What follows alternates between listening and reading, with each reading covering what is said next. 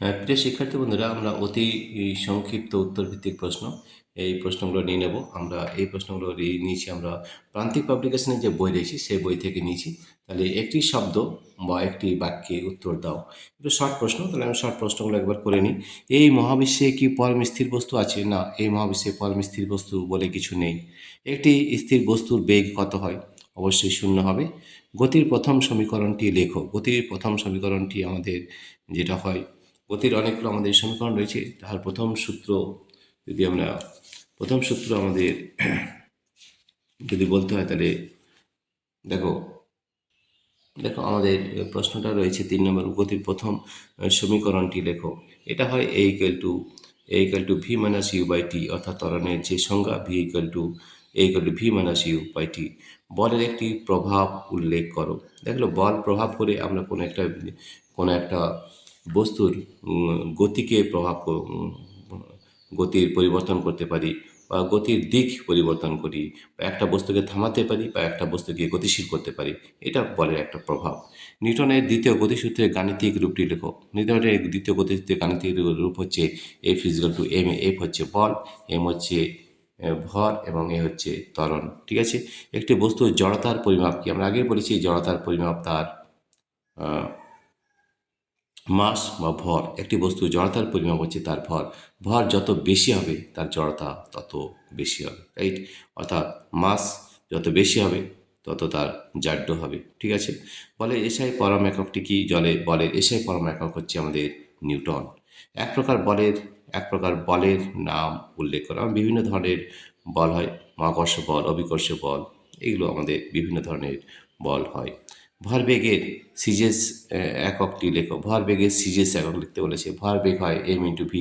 M মানে হচ্ছে ভর এবং ভি হচ্ছে বেগ। ঠিক আছে। তাহলে ভরবেগের সিজেস একক হবে গ্রাম সেন্টিমিটার পার সেকেন্ড। ক্রিয়া এবং প্রতিক্রিয়া বলের মধ্যে কি সম্পর্ক? দেখো, ক্রিয়া আর প্রতিক্রিয়ার মধ্যে সম্পর্ক বলতে বোঝা যায় যে ক্রিয়া প্রতিক্রিয়া প্রথমে বিপরীত হবে, ক্রিয়া এবং প্রতিক্রিয়া সমান হবে, এবং ক্রিয়া এবং প্রতিক্রিয়া ভিন্ন বস্তুতে কাজ করে। তিনটে কিন্তু আমাদের সম্পর্ক জানতে হবে। তারপরে সে কোশ্চেন নম্বর 11, পরিবর্তনশীল ভরের ক্ষেত্রে নিউটনের দ্বিতীয় গতিসূত্রের গাণিতিক রূপটি লেখো। দেখো, আমরা গাণিতিক রূপটি আমরা লিখে দেখে দিচ্ছি। আমাদের হয় F=del P/del T বা dp/dt। ঠিক আছে। আমরা ক্যালকুলাসে যদি বলি তাহলে dp/dt হবে। আমাদের সূত্রটা হয় F=del P/del T। এই del P/del T মানে হচ্ছে যে এটা হচ্ছে ভরবেগের পরিবর্তন, ভরবেগের আর টি দিয়ে ভাগ আছে, তাহলে ভরবেগের পরিবর্তনের হার। ঠিক আছে। এটা আমাদের দ্বিতীয় সূত্রে বলা আছে। নিউটনের দ্বিতীয় ভরবেগের পরিবর্তন হার সমান F=del P/del T। এটি আমাদের রকেটের সূত্র হয়। ঠিক আছে। তাহলে দেখো, আমাদের বলা হচ্ছে যে পরিবর্তনশীল ভরের ক্ষেত্রে নিউটনের দ্বিতীয় গতিসূত্রের গাণিতিক রূপটি হবে F=del P/del T। ঠিক আছে। আমরা ক্যালকুলাসে যদি বলি তাহলে dp/dt হয়। ঠিক আছে। তাহলে ত্বরণের সংজ্ঞা লেখো। ত্বরণের সংজ্ঞা আমরা জানি ভি। ত্বরণের সূত্র কি হয়? ত্বরণের সূত্র হয় H=v-u/t। বেগের পরিবর্তনের হার যদি হয় তাহলে সেটা হয় ত্বরণ। ঠিক আছে। এগুলো আমরা খুব সহজ প্রশ্ন, আমরা জাস্ট একবার করে নিচ্ছি।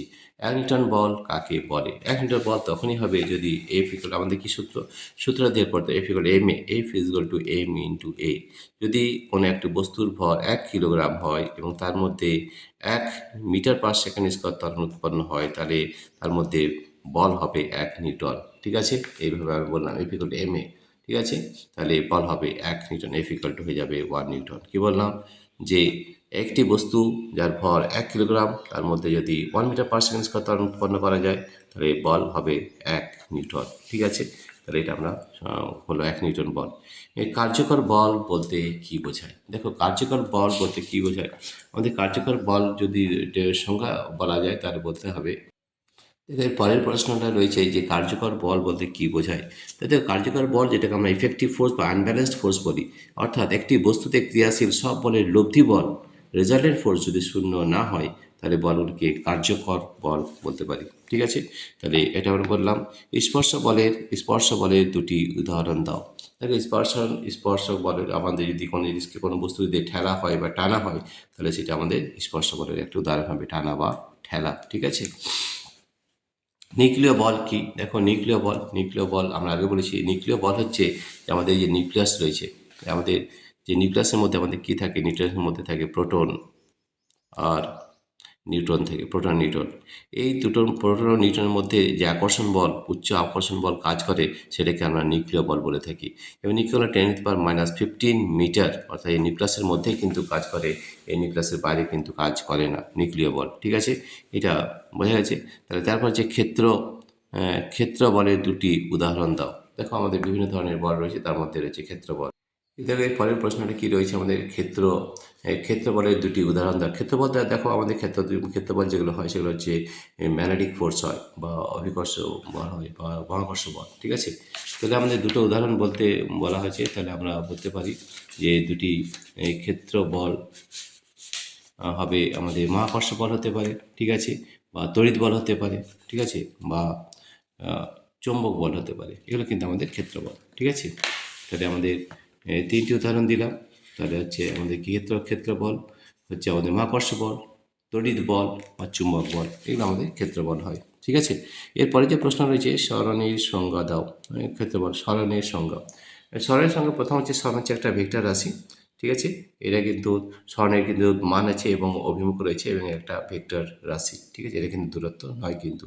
বল কাকে বলে, বল কাকে বলে এর একটা সংজ্ঞা রয়েছে, বল কাকে বলে। তাহলে বল কাকে বলে যদি প্রশ্ন হয়, আমাদের প্রশ্ন রয়েছে যে বল কাকে বলে। বল কাকে বলে যদি বলা হয়, তার একটা সূত্র রয়েছে, তার একটা সংজ্ঞা রয়েছে, যে বাইরে থেকে ক্রিয়ারত যে প্রভাব কোনো বস্তুর স্থির অবস্থাকে অথবা সরলরেখা বরাবর সমবেগে চলাকে পরিবর্তন করে বা করতে চেষ্টা করে, সেই প্রভাবকে বলে বল। আবার একবার বলছি, বাইরে থেকে ক্রিয়ারত যে প্রভাব কোনো বস্তুর স্থির অবস্থাকে অথবা সরলরেখা বরাবর সমবেগে চলাকে পরিবর্তন করে বা করতে চেষ্টা করে, সেই প্রভাবকে বলে বল। ঠিক আছে, এটা আমাদের একটা বলের সংজ্ঞা, আমরা এটা জানি। এবং শেষ প্রশ্ন যেটা রয়েছে সেটা হচ্ছে সমদ্রুতি কিন্তু অসমবেগ বিশিষ্ট গতির একটি উদাহরণ দাও। একটা বস্তুকে বা একটা পাথরকে আমরা যদি সুতো দিয়ে বেঁধে ঘোরাই, তাহলে সেখানে কিন্তু আমাদের সমদ্রুতি হবে, কিন্তু অসমবেগ হবে কিন্তু। ঠিক আছে, দ্রুতিটা সমাদ্রুতি হবে, কিন্তু বেগটা অসমবেগ বিশিষ্ট গতি একটা উদাহরণ বলা যেতে পারে। তবে আমাদের অসম বেগ এবং সমদ্রুতি যেটা হবে, সেটা হবে একটি, যদি পাথরকে আমরা সুতো দিয়ে বেঁধে ঘোরাই, তাহলে সেটা সমদ্রুতি হবে, কিন্তু অসমবেগ বিশিষ্ট গতির উদাহরণ হবে। তো প্রিয় শিক্ষার্থী বন্ধুরা, দেখো আজকে যেটা আমরা আলোচনা করলাম, যে প্রান্তিক যে পাবলিকেশন রয়েছে তার অনুশীলনী প্রশ্ন কিন্তু আমরা আলোচনা করেছি। প্রিয় শিক্ষার্থী বন্ধুরা, তোমাদের যদি এই ভিডিওটি ভালো লেগে থাকে তাহলে প্লিজ সাবস্ক্রাইব, লাইক ও শেয়ার করবে। Thank you everybody for watching this video. তোমাদের যদি এই ধরনের ভিডিও আরও পেতে হয়, তাহলে তোমরা আমাদের অ্যাপ রয়েছে, আমাদের অ্যাপের নাম হচ্ছে পাই এডুকেশন। এই পাই এডুকেশন অ্যাপটি ডাউনলোড করতে আপনাদের দুটো পদ্ধতি ব্যবহার করতে পারো। প্রথমে তোমরা আমাদের এই ভিডিও ডেসক্রিপশনে অ্যাপ লিঙ্ক দেওয়া রয়েছে, সেই লিঙ্কে ট্যাপ করলে আমাদের অ্যাপটি ডাউনলোড হয়ে যাবে। এছাড়াও তোমরা গুগল প্লে স্টোর থেকে আমাদের এই অ্যাপটি ডাউনলোড করতে পারবে। প্রিয় শিক্ষার্থী বন্ধুরা, তোমাদের যদি এই ভিডিওটি ভালো লেগে থাকে তাহলে প্লিজ সাবস্ক্রাইব, লাইক ও শেয়ার করবে। Thank you everybody for watching this video.